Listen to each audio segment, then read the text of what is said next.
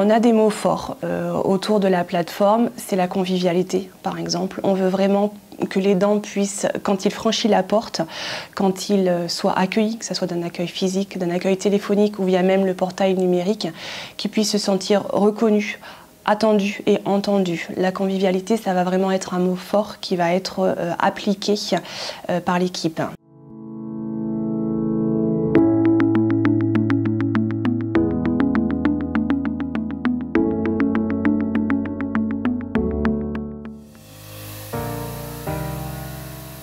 Bonjour, Angélique Joseph, je suis coordinatrice de la plateforme d'accompagnement et de répit pour les aidants de personnes en situation de handicap, située au 32 de la rue de Rubeck à Hasbrook, qui a ouvert ses portes le 31 janvier 2022.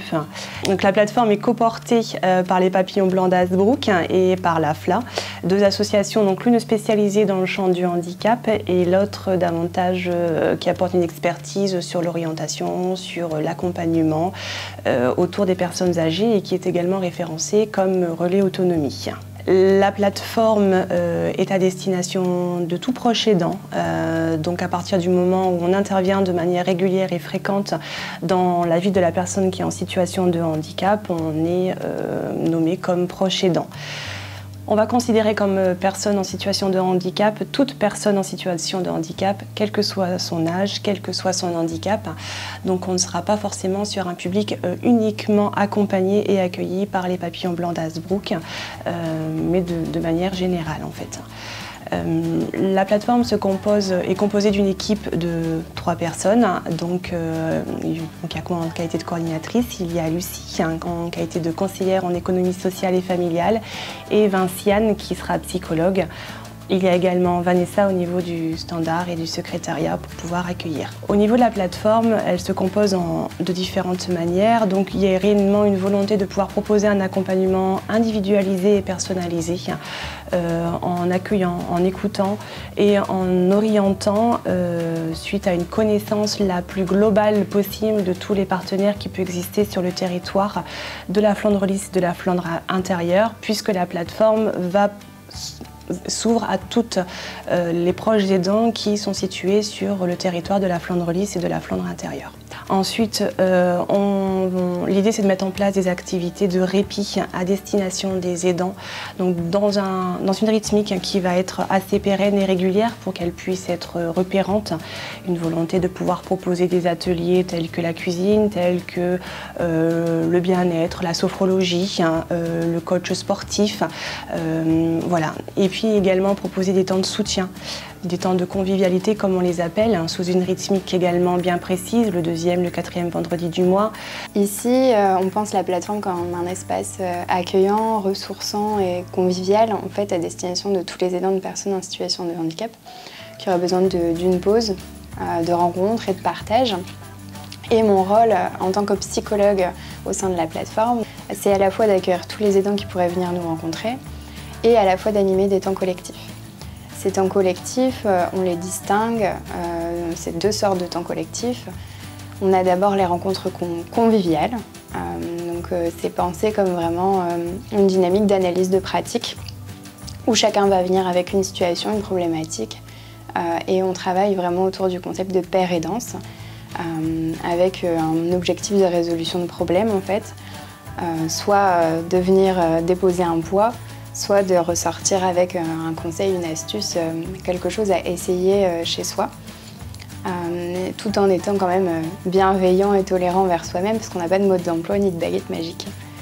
On proposera également des temps de loisirs partagés entre l'aidant et le proche aidé.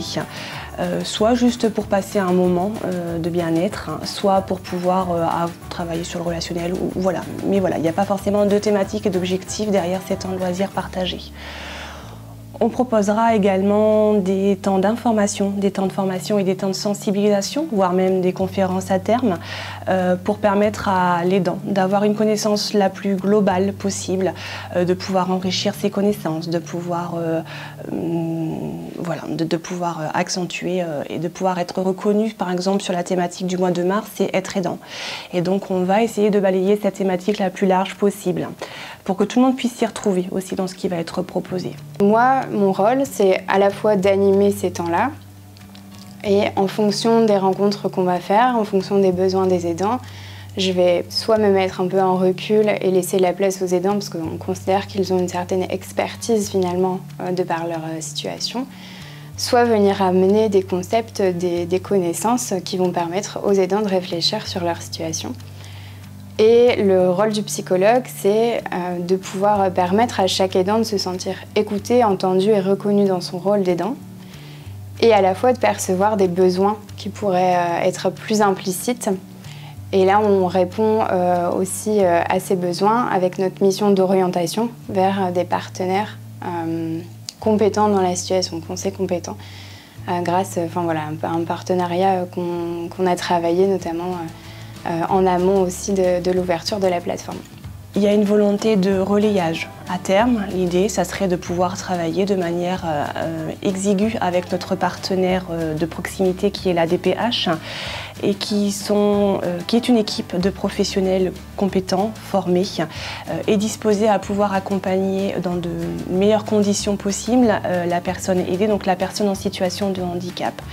L'idée, c'est de peut-être pouvoir proposer à l'aidant de participer à un temps de répit, à un temps de soutien, une activité autour du bien-être et en même temps pouvoir permettre à l'aidé d'être à côté, d'être pris en charge de manière adaptée et lui aussi avoir une parenthèse qui serait agréable parce qu'il serait accompagné par des professionnels compétents et habilités dans le handicap, à la prise en charge du handicap.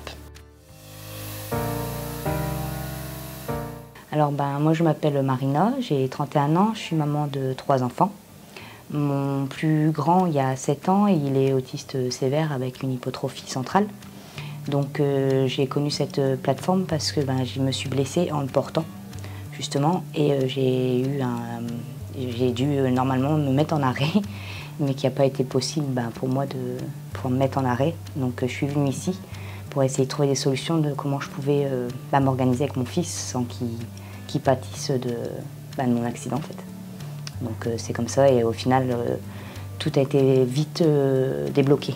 On va dire toutes les situations que j'aurais pu avoir le droit, je les ai trouvées grâce à ces personnes-là. Donc ça s'est fait assez rapidement. Donc j'ai été aidée par rapport à ça. Dans la semaine tout a été, j'ai eu tous les suivis que j'avais besoin. Il y a beaucoup de choses que je ne savais pas et même quand le jour même, le lundi au matin, j'ai appelé la MDPH et ils ne savaient pas trop me renseigner. Donc c'est pour ça que j'ai dit à mon mari, on vient directement ici et on verra ce que ça donne. Et au final, j'ai été très vite aiguillée et soutenue aussi. Donc ça a été parfait, on va dire. Ça m'a beaucoup aidée.